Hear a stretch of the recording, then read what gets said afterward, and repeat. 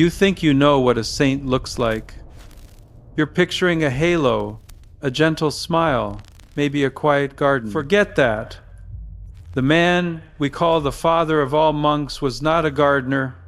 He was a brawler. He didn't go into the desert to find peace. He went there to pick a fight.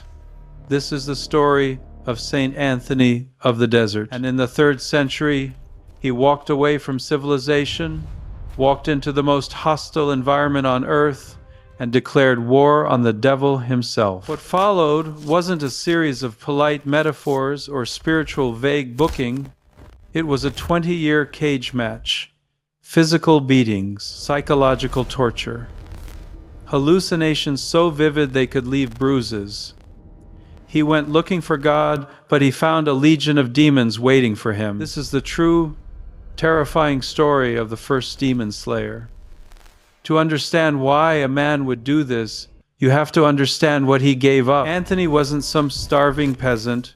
He was the 251 AD equivalent of a trust fund kid. Born in Egypt to wealthy landowners, he inherited 300 acres of the most fertile soil on the Nile. He had status, he had security, he had a future. But at 20 years old, he walks into a church and hears one sentence from the gospel: if you want to be perfect, go, sell your possessions, and give to the poor. Most people hear that as poetry. Anthony heard it as a military order. He didn't hesitate. He liquidated the estate. He gave the cash to the poor. He placed his sister in a convent, and then he walked out the city gates. Now, here is the critical part. In the ancient world, the city was where God lived. The city was order. The desert was the Korah, the void.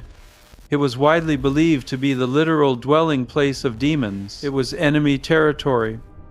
By walking into the sands, Anthony wasn't hiding. He was invading. His first battles weren't physical, they were psychological. This is where the story gets uncomfortably modern. He sets up camp on the edge of a village, and the enemy goes to work on his mind. First comes the regret, the whisper campaign. You could have been rich. You abandoned your sister.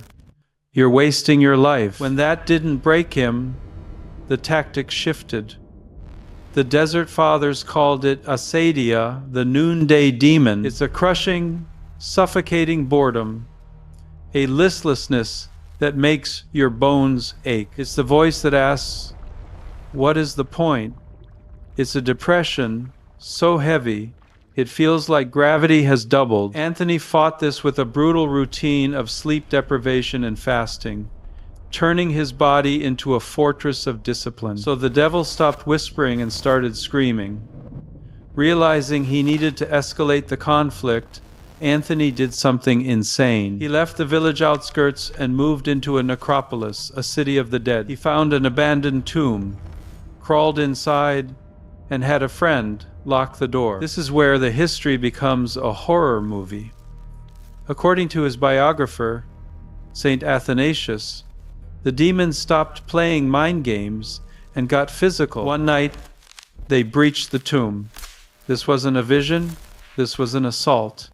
They beat him, they whipped him. The text says they so cut him with stripes that he lay on the floor, unable to speak. The pain was so intense, it surpassed anything human beings could inflict. When his friend came the next morning to bring bread, he didn't find a monk praying.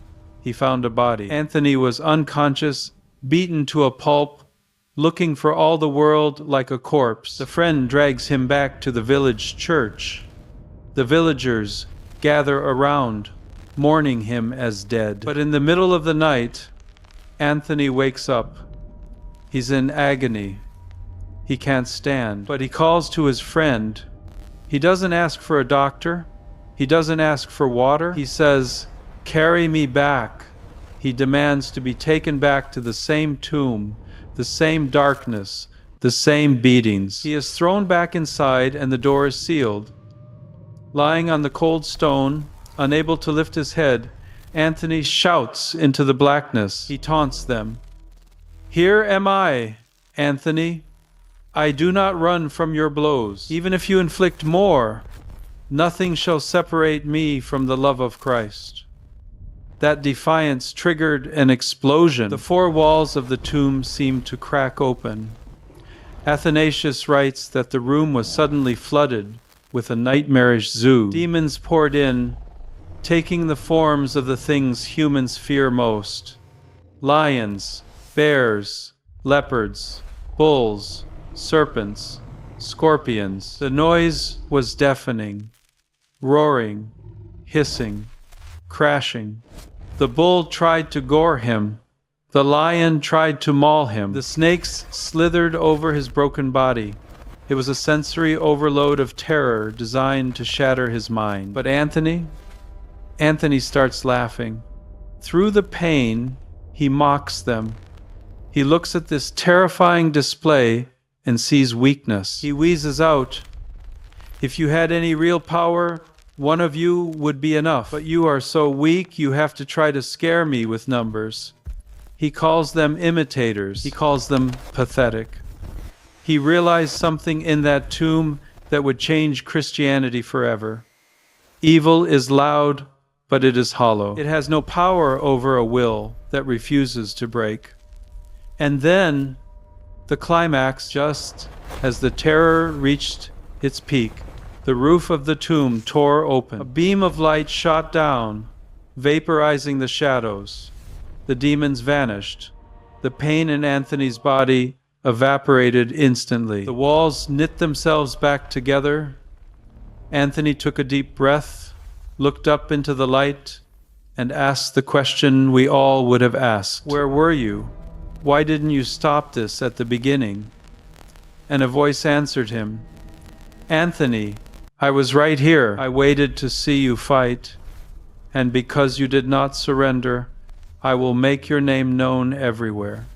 Anthony emerged from that tomb a changed man. He was 35 years old. He had faced hell and survived, but he wasn't done.